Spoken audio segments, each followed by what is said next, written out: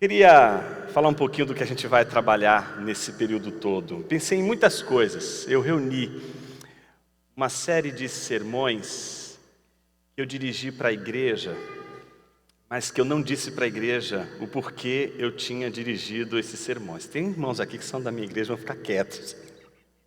Não vão poder levar isso para lá depois.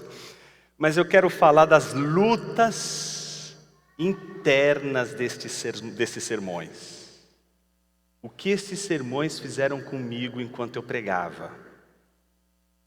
Então, na verdade, eu transformei essa série, que não tem absolutamente nada a ver com o que eu fiz lá, em uma série que tem tudo a ver aqui com uma grande lição que a Bíblia sempre vai ensinar para todos aqueles que lidam com uma coisa chamada poder. A gente vai falar sobre como lidar com o poder. O nome dessa série de Histórias do Rei. Por que Histórias do Rei? Porque a melhor maneira de você conhecer uma pessoa não é saber o seu nome. Por exemplo, se eu digo para você que me chamo Jonas, isso diz muito pouco sobre mim, porque existem muitos outros Jonas no mundo. Então o meu nome, nem sequer é Jonas Madureira, porque existem vários outros Jonas Madureiras espalhados aí pelo Brasil. Não dizem nada sobre mim. O fato de uma profissão também não joga muito papel fundamental, porque existem vários outros professores de filosofia que também poderiam se chamar Jonas, ou pastores de igreja que poderiam se chamar Jonas. Mas quando eu digo para vocês a minha história, quando eu conto a minha história, aí vocês têm a possibilidade de saber um pouco sobre quem eu sou. Você não conhece a sua esposa meramente quando você descobre o nome dela. É quando você conhece a sua história.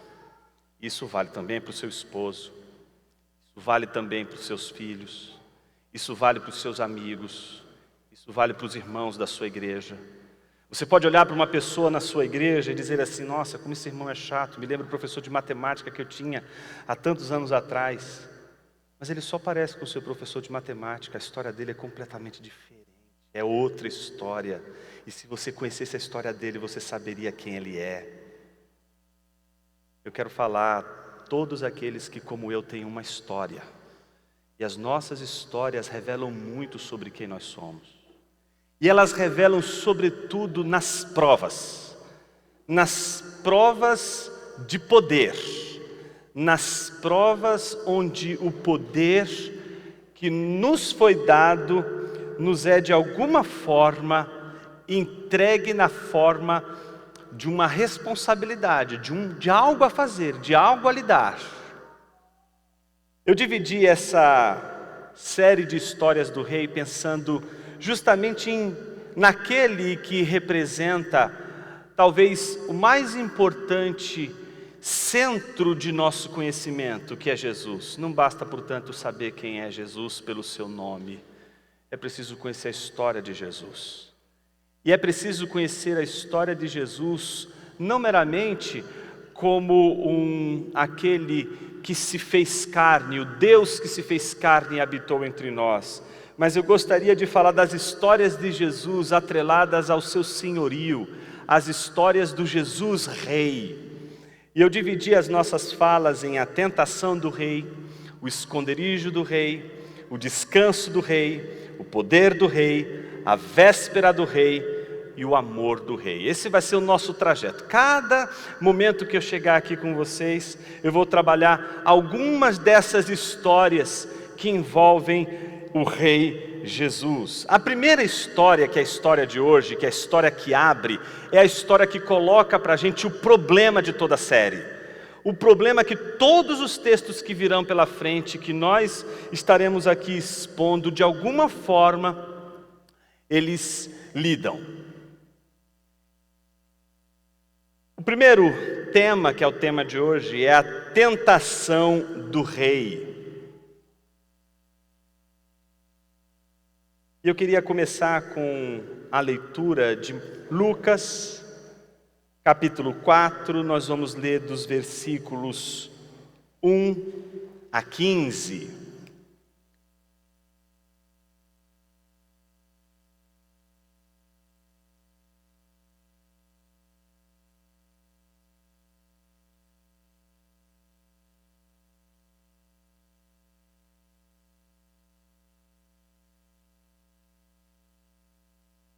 Lucas 4, dos versículos 1-15.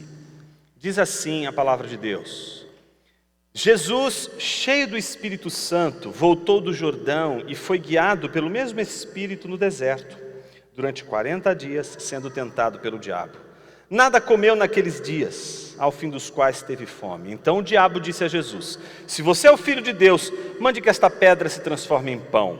Mas Jesus lhe respondeu: está escrito, o ser humano não viverá só de pão.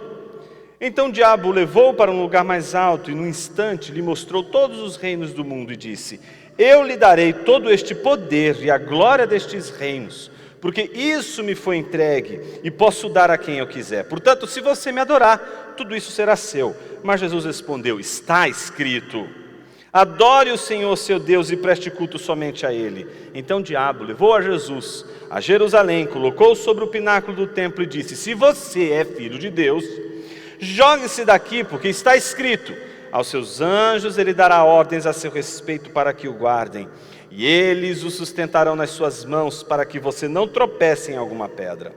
Jesus respondeu ao diabo: também foi dito, não ponha à prova o Senhor seu Deus. Tendo concluído todas as tentações, o diabo afastou-se de Jesus até momento oportuno. Então Jesus, no poder do Espírito, voltou para a Galiléia, e a sua fama correu por toda aquela região, e ensinava nas sinagogas, sendo elogiado por todos. Oremos mais uma vez. Senhor, fale conosco através de Tua palavra, e que sejamos alimentados por ela nessa hora. Em nome de Jesus, Teu Filho, oramos. Amém.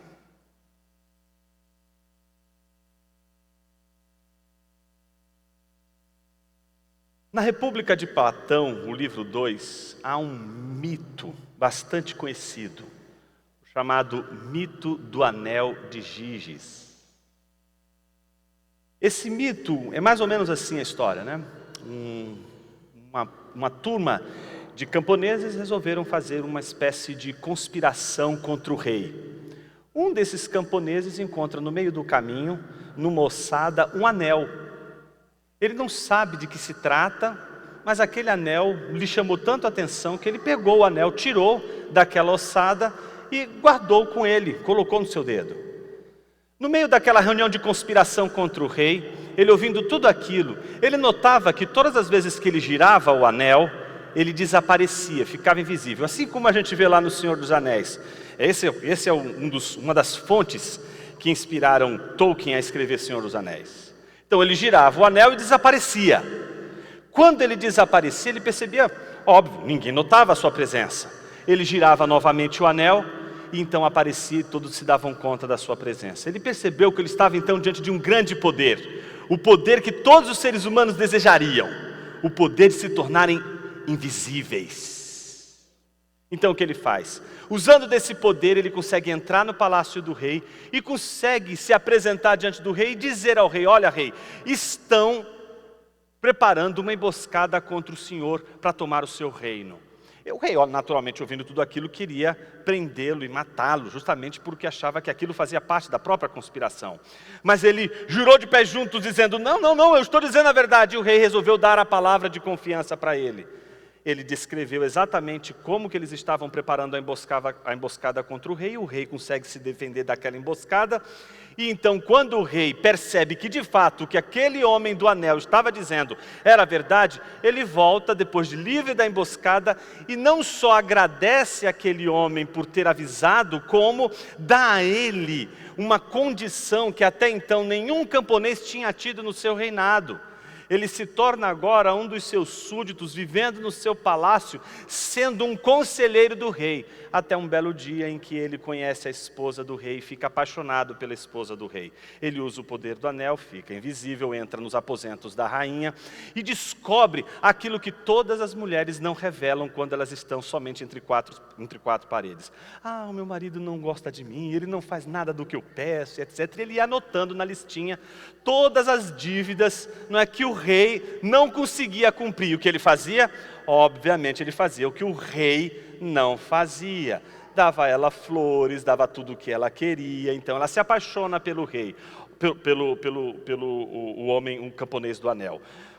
Resumo da ópera: o camponês do anel não quis mais ficar na posição meramente de um amante da rainha e resolve ele mesmo fazer uma conspiração contra o rei, toma o trono do rei e toma a rainha, estabelece-se ali como o novo rei, o rei agora de fato usurpando aquele trono que não era seu.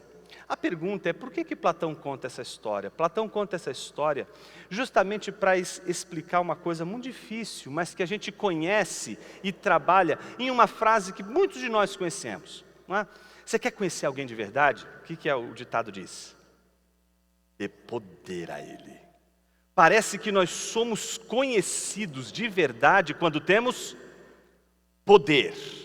Enquanto não temos poder, parece que nós conseguimos manter fidelidade, conseguimos nos manter debaixo de princípios éticos, morais elevados, conseguimos viver a vida correta, mas se temos poder, a grande pergunta é, será que conseguimos manter as nossas convicções, o nosso caráter? Mais do que isso, Platão era completamente descrente da possibilidade de um ser humano ser capaz de viver uma vida honesta e íntegra, sem um poder que freie o seu poder. É necessário, portanto, que os homens sejam freados, eles tenham freios no seu poder. E o que dá esse freio? A lei. Por isso Platão vai defender a lei. A lei precisa estar ali para colocar freios nos seres humanos, porque se eles não tiverem freios, eles vão dar vazão ao seu prazer, vão dar vazão às suas vontades. Ainda mais se você tem um objeto como este, que é um anel, que te torna tão poderoso, poderoso a ponto de realizar um crime que ninguém, seria o crime perfeito, que ninguém testemunharia, que ninguém saberia, que ninguém descobriria. E se você tivesse esse poder? E se você tivesse a capacidade de realizar o maior de todos os crimes, que representa a maior de todas as suas vontades, matar aquele desgraçado do chefe que você odeia, sem deixar rastros, o crime perfeito, Platão diria, se você tivesse esse poder, nada frearia o uso desse poder.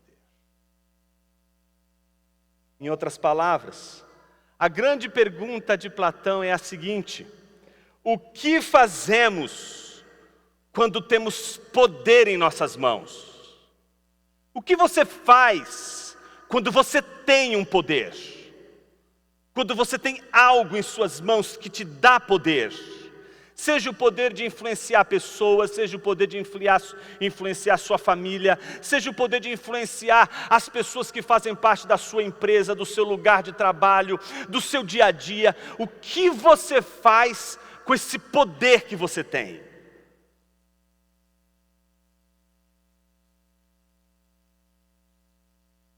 A pergunta deve ser respondida não conforme Platão entende, mas conforme a Bíblia nos ensina. E o texto que nós acabamos de ler nos mostra, em primeiro lugar, como o Rei Jesus lida com o poder.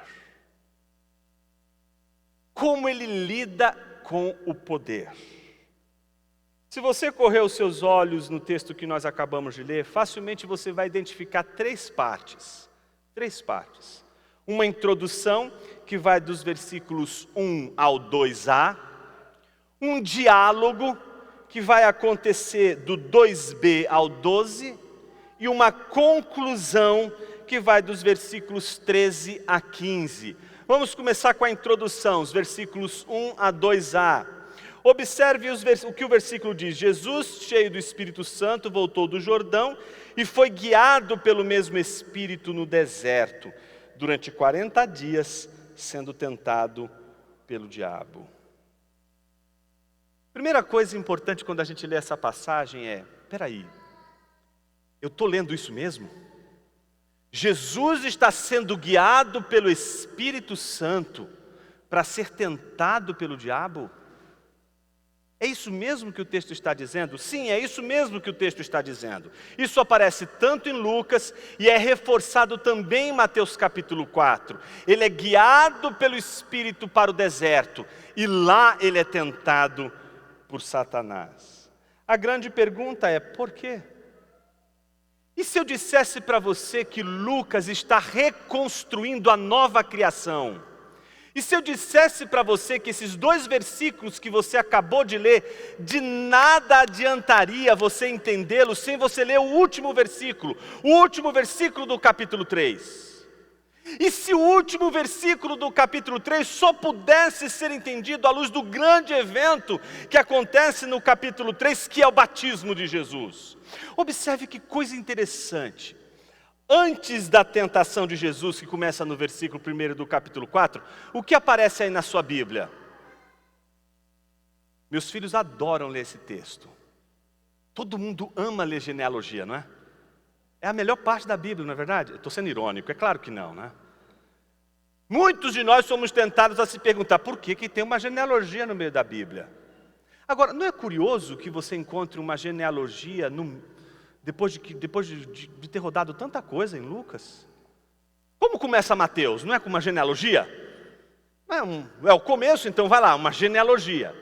Mas por que aparece entre o batismo de Jesus e a tentação uma genealogia? E mais, por que essa genealogia é invertida? Se começa de Jesus até chegar o primeiro de todos. Porque obviamente Lucas está querendo que o seu leitor contraste 2 homens.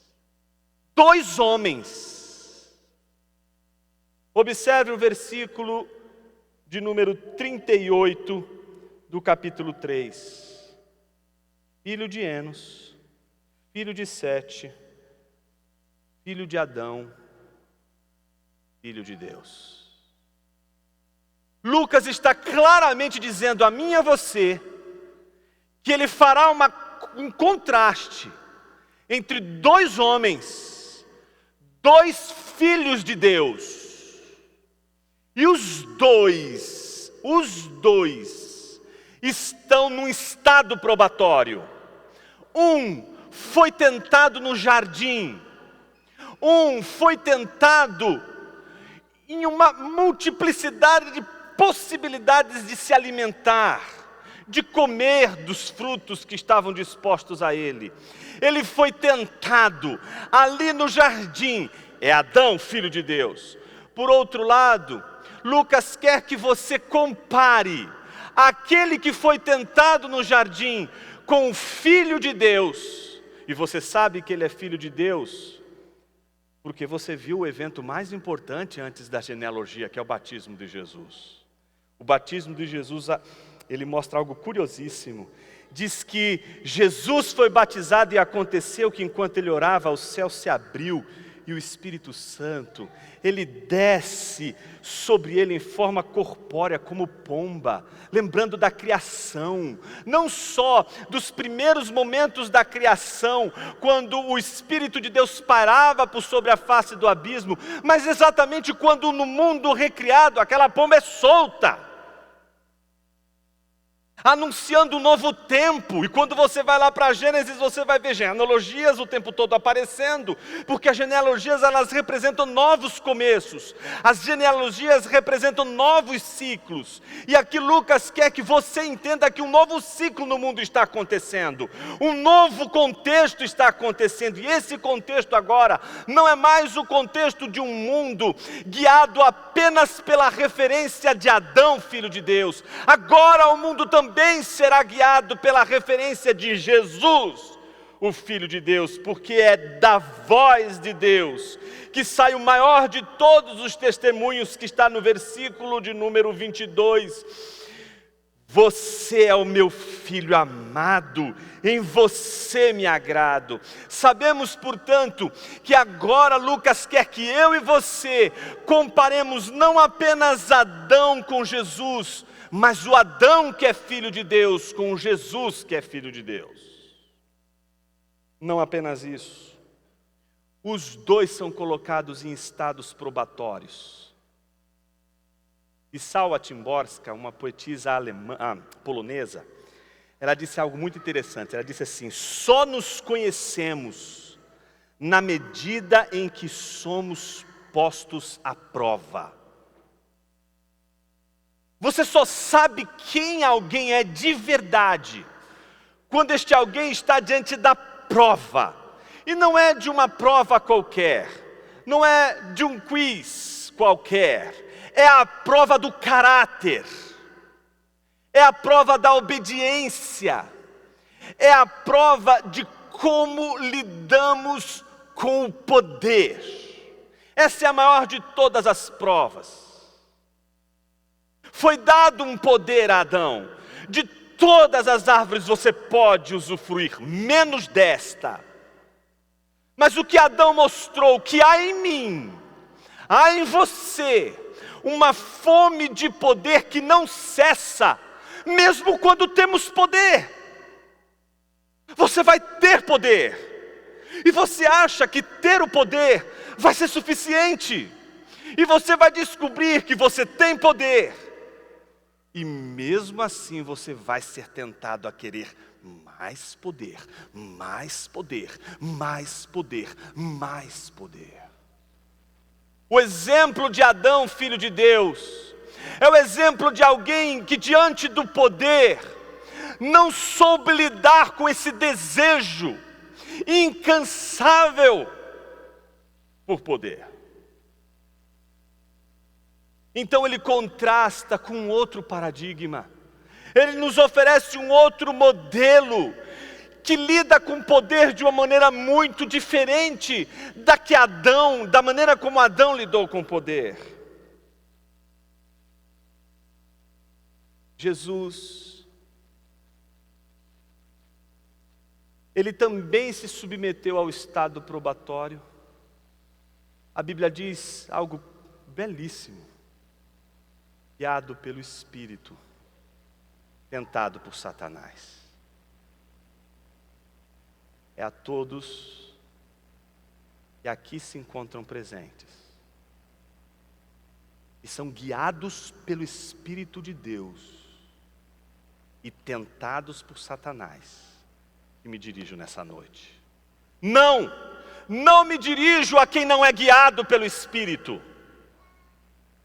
Me dirijo àqueles que são guiados pelo Espírito, aqueles que são povo de Deus, aqueles que são crentes, aqueles que pertencem ao Senhor, mas que são tentados por Satanás, que são filhos de Deus, guiados pelo Espírito, mas tentados por Satanás.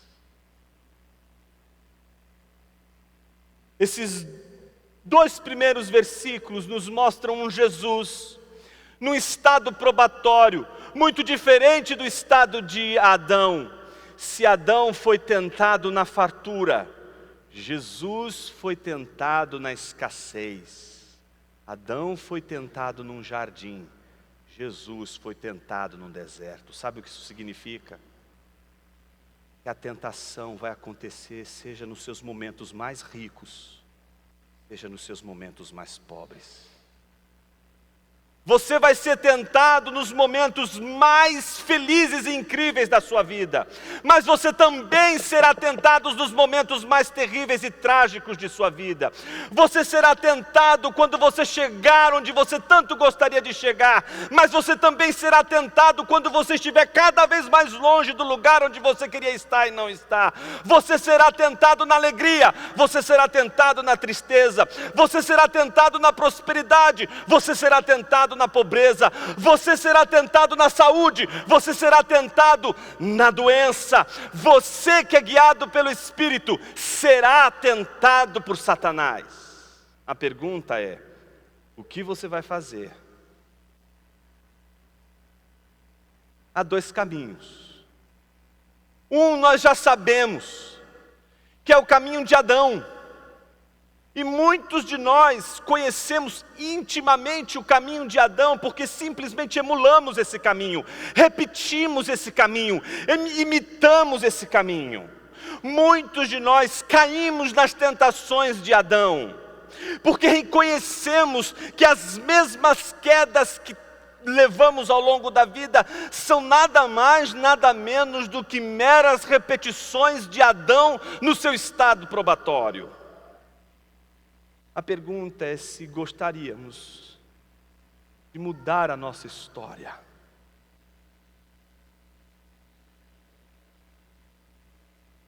Jesus nos oferece um outro caminho, uma outra maneira de lidar com as tentações. E como Jesus oferece para a gente isso? Em primeiro lugar, nos mostrando que mesmo guiado pelo Espírito no deserto, durante 40 dias ele foi tentado por Satanás. De que ele passa 40 dias sobre fortes tentações. E o diálogo que a gente vai ver na segunda parte da nossa exposição é um diálogo que acontece no final da jornada de Jesus.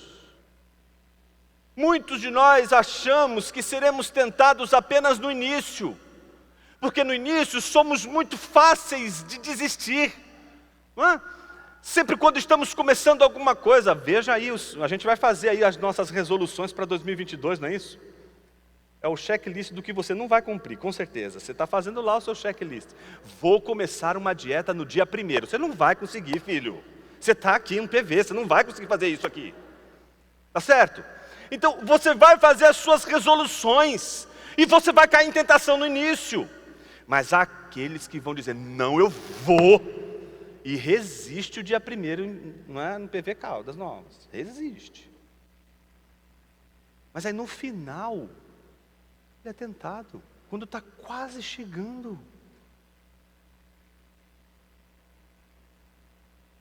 Casamentos sofrem tentações no início. Tentações depois de tantos e tantos e tantos longos períodos juntos. Numa noite derruba 20, 30 anos de casamento. Somos tentados não apenas no início, somos tentados também no fim da nossa carreira.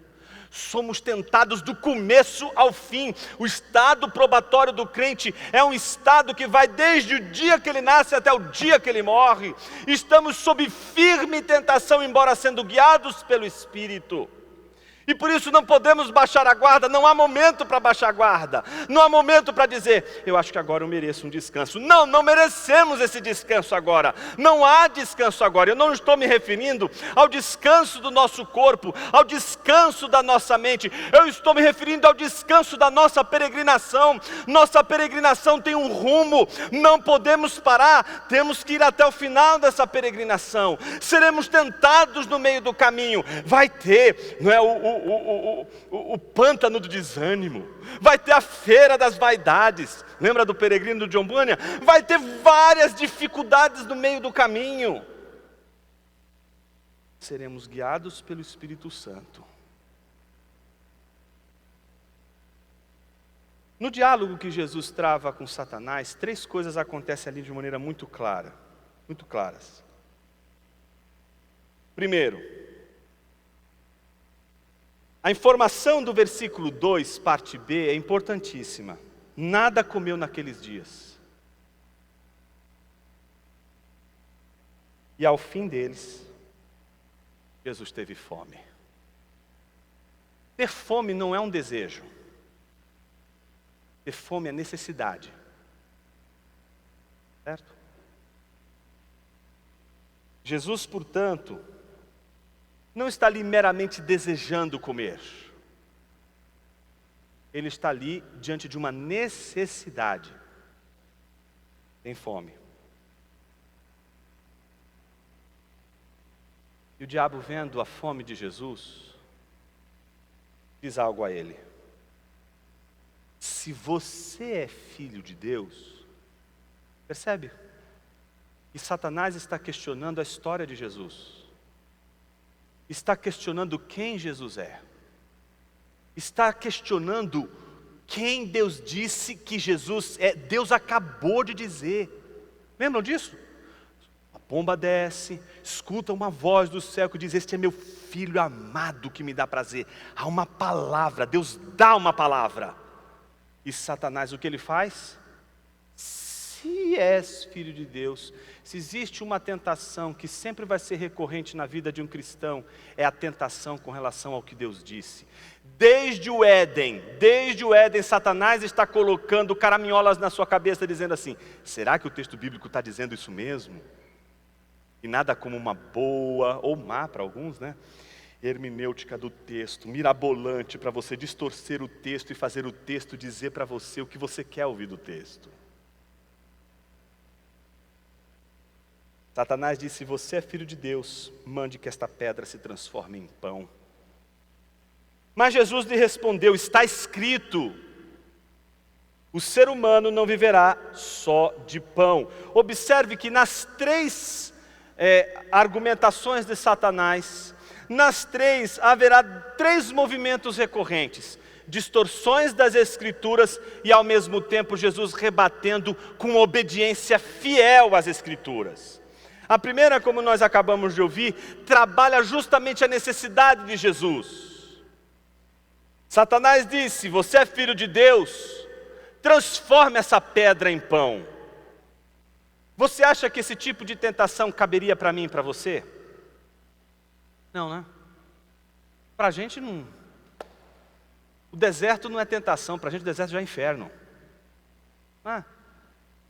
Mas para quem pode transformar o deserto num jardim florido, quem pode transformar o deserto num banquete,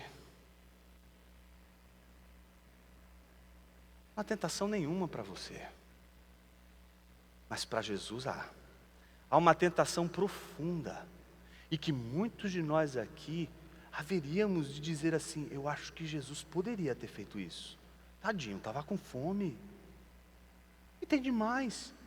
Ele tem esse poder. Ele não transformou água em vinho? Se eu creio que Jesus pode transformar água em vinho, qual é o problema de transformar uma pedra em pão? O mesmo milagre. Transforma algo, transforma uma pedra em pão. O que há de errado com isso? O que há de errado em comer um pãozinho fruto do seu próprio milagre? Se ele alimentou multidões com milagre de multiplicação de pães e de peixes, ora, o que seria o milagre de transformar uma pedra num pão? Esse é o grande problema das tentações. As distorções que Satanás faz são distorções em que aquilo que nós estamos fazendo não parece estar errado. Não parece ser errado transformar uma pedra em pão e se alimentar daquilo. No entanto, o que essa tentação propõe? Essa tentação propõe que Jesus use o poder dele a seu favor. A seu favor. E ele tem uma razão para isso. Uma razão que todos nós poderíamos dizer: é plausível que Jesus transforme essa pedra em pão. É plausível que Jesus transforme essa pedra em alimento para ele. Ele está com fome há 40 dias. Ele pode fazer esse milagre, então. É plausível que ele faça isso. Mas o problema é que Jesus sabe o que Satanás quer fazer com aquilo. Por isso ele diz que não é só de pão que vive o homem. Usar o poder, inclusive para atender às suas próprias necessidades, é um dos argumentos mais astutos de Satanás para nos fazer cair na cilada do poder, do uso do poder. Uma das coisas mais bonitas que a gente vai encontrar nas Escrituras é um Cristo, e sempre que usa o seu poder, nunca é para si mesmo, para a glória de Deus. Não é um poder voltado para si mesmo, nem mesmo ele precisa. você poderia dizer: eu preciso disso. Não há nada demais em usar isso para mim. Jesus diz: nem só de pão viverá o homem. Em outras palavras, o que Jesus estava dizendo a Satanás: nem só das minhas necessidades eu sobrevivo. Segundo aspecto importante, é o segundo ato. Os versículos 5 a 9, então o diabo levou para um lugar mais alto, e no instante lhe mostrou todos os reinos do mundo. Você acha que existe esse lugar? Vamos transportar para um lugar onde, não é? Talvez os terraplanistas consigam enxergar aí, mas enfim. Deixando isso de lado, essas questões mais de lado, imagine o seguinte: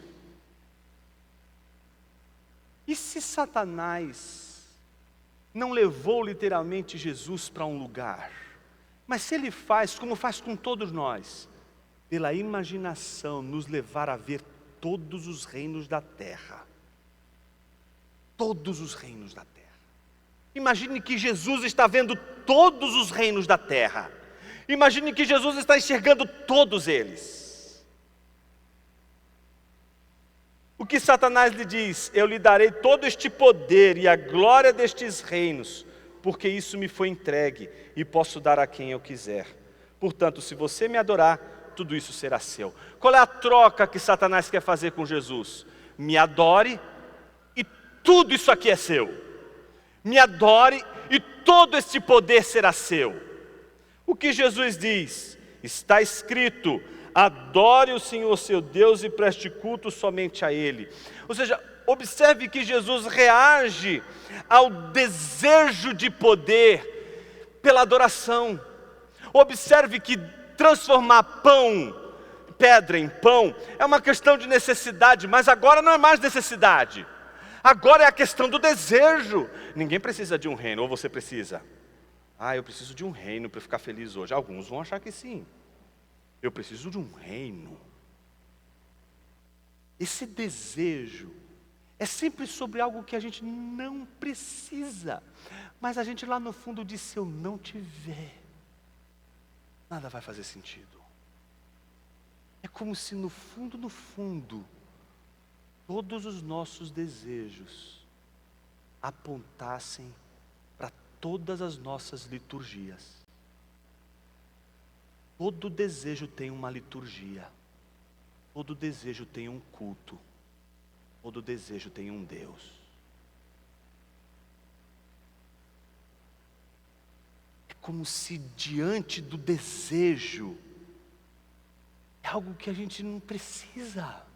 Não é como pão, mas é algo que a gente julga ser tão importante que se eu não tiver, eu não vou ser feliz. Jesus sabe do que Satanás está dizendo, mas ao mesmo tempo ele responde, dizendo: adore o Senhor seu Deus e preste culto somente a Ele. Ou seja, o que Jesus está dizendo é que Satanás não está pedindo a Jesus que adore a Ele apenas, mas que transforme todo o objeto de sua devoção e modifique com todo o objeto de sua devoção toda a sua vida. Porque quando a nossa vida se volta para qualquer coisa que não seja Deus, nós nos tornamos parecidos com tudo aquilo que não é Deus. Salmo 115 diz: tem olhos, mas não veem, tem boca, mas não falam, tem ouvidos, mas não ouvem. Tornem-se iguais a eles todos aqueles que o adoram. Há uma igualdade, uma semelhança entre o ídolo e o idólatra. Eles se assemelham, eles se imitam, eles se parecem. E Jesus sabe que se ele atende a proposta de Satanás, ele perderia justamente a semelhança mais importante, que é a semelhança dele com o Pai, que foi justamente aquilo que Adão perdeu, quando Satanás disse: olha, se tomar esse fruto aqui, não é, você vai ser poderoso. É por isso que Deus não quer, você vai ser igual a Ele. Algo muito diferente e ser igual e ser a imagem. Deus nunca disse que o homem seria igual a Deus. A promessa está entranhada no nosso ser, é de que seremos a imagem dele onde quer que estejamos. A imagem não se confunde com o ser da imagem, assim como a sua imagem no espelho não é você, certo? Então há uma esperança, tá? Quando você olhar para o espelho, não, esse aqui não sou eu. Terceiro e último ato, a identidade de Jesus está colocada em xeque, versículos 10 a 12. Então o diabo levou Jesus a Jerusalém, colocou no pináculo do templo e disse: se você é filho de Deus, jogue-se daqui. E cita aquele salmo que todo mundo adora, Salmo 91, né? Salmo importante aí para mal olhada, essas coisas todas aí. Aos seus anjos ele dará ordens a seu respeito para que o guardem. Eles o sustentarão nas suas mãos para que você não tropece em alguma pedra. Olha isso, Satanás está dizendo: se você se jogar, você tem esse poder sobre os anjos. Você tem esse poder. Mas Jesus diz: não ponha à prova o Senhor, seu Deus. Tendo concluído todas as tentações, a Bíblia diz, e esse é o terceiro e último ponto: afastou-se de Jesus até o momento oportuno. Então Jesus, no poder do Espírito, voltou para a Galiléia e a sua fama correu por toda aquela região e ensinava nas sinagogas, sendo elogiado por todos. Observe que Lucas faz questão de dizer que após a conclusão das tentações, o diabo afasta-se de Jesus, mas de uma vez por todas? Não, ele vai até o momento oportuno. E se você acompanha as Escrituras até o final, você sabe que o momento oportuno, quando um daqueles ladrões está ao lado de Jesus e diz: se tu és o Filho de Deus, salva-te a ti mesmo e a nós também. Jesus é tentado do começo ao fim. Jesus é tentado o tempo todo, mas a Bíblia diz que o tempo todo Jesus é guiado pelo Espírito. O que acontece nessa terceira e última parte? Se a primeira diz, guiado pelo Espírito, tentado por Satanás, a última é a grande mensagem para mim e para você hoje: guiado pelo Espírito, no poder do Espírito. Em nenhum momento Jesus usou o seu próprio poder para si mesmo. Em nenhum momento ele usou o seu poder para benefício próprio. Do começo ao fim das tentações, Jesus confiou no Espírito que o guiou. Jesus confiou no poder do Espírito de Deus. Jesus confiou num poder que não era o dele, mas era o poder do Espírito. A grande pergunta que a gente se faz hoje não é outra senão: o que fazemos quando temos poder em nossas mãos? Muitos de nós simplesmente usamos. Se eu precisar usar o poder que eu tenho, eu uso o poder que eu tenho. Mas o que Jesus está dizendo é justamente o contrário. O que Jesus está fazendo é justamente o contrário. Ele tem o poder para transformar a pedra em pão, ele não transforma. Ele tem o reino todo deste mundo a seus pés. Ele poderia sucumbir-se à tentação de Satanás, não sucumbiu.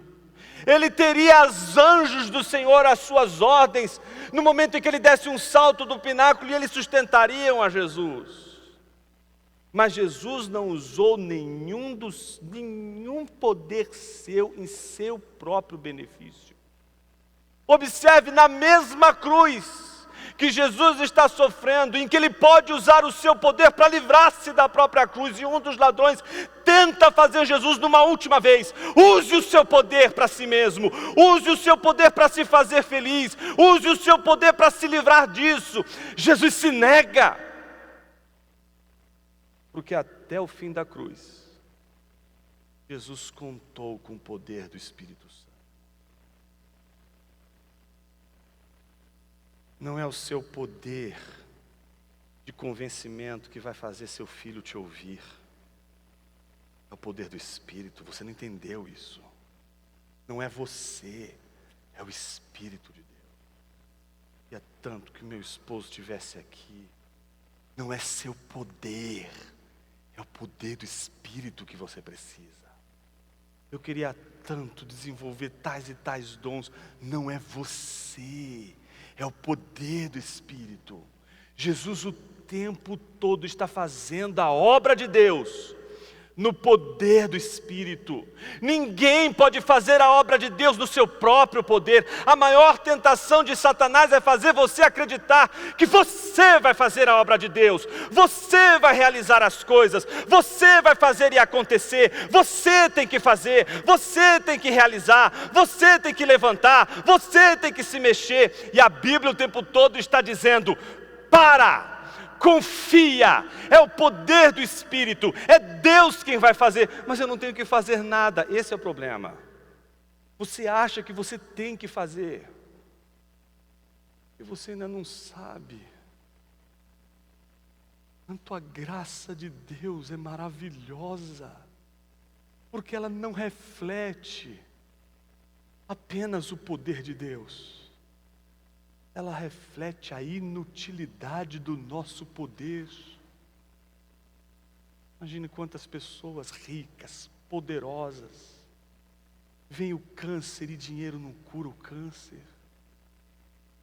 Naquela hora dariam tudo que tem, para voltar no tempo, não é nem para ser curado. É para voltar no tempo e corrigir uma série de coisas que fez de errado, porque na hora da doença, lembra de todos os caminhos errados que ele trilhou, de todas as tentações que caiu, e gostaria de ao menos voltar no tempo para poder arrumar a casa, não consegue.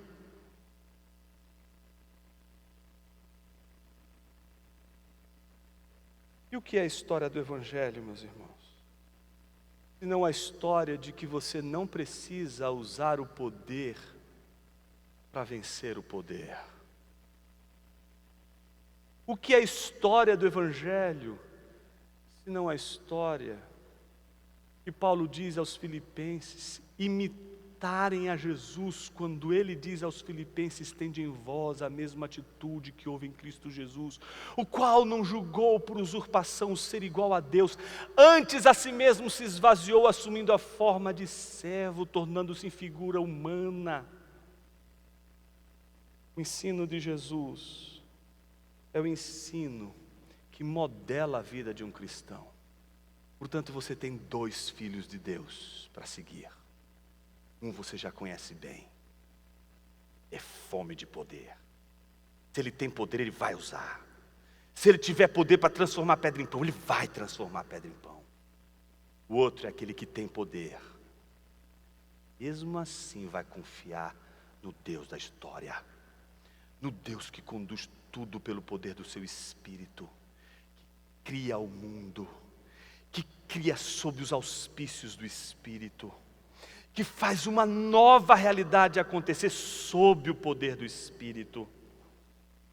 O Evangelho não é para poderosos, nunca foi.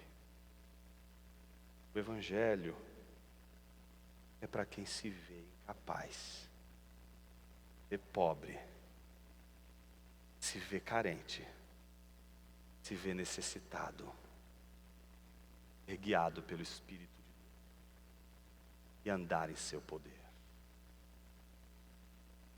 Jonas, eu preciso desse poder, justamente porque ele não é meu. O meu poder não joga papel fundamental nenhum aqui. Aliás, ele é meu espinho na carne. Eu preciso confiar no Senhor.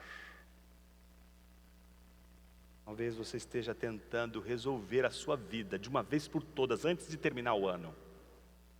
Antes de terminar o ano, eu preciso resolver essa questão. Precisa mesmo?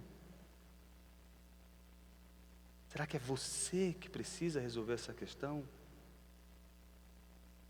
Ou será que é Satanás buzinando na sua mente, dizendo: se move, faz alguma coisa, enquanto Deus está lhe dizendo: você não vai confiar no Espírito Santo?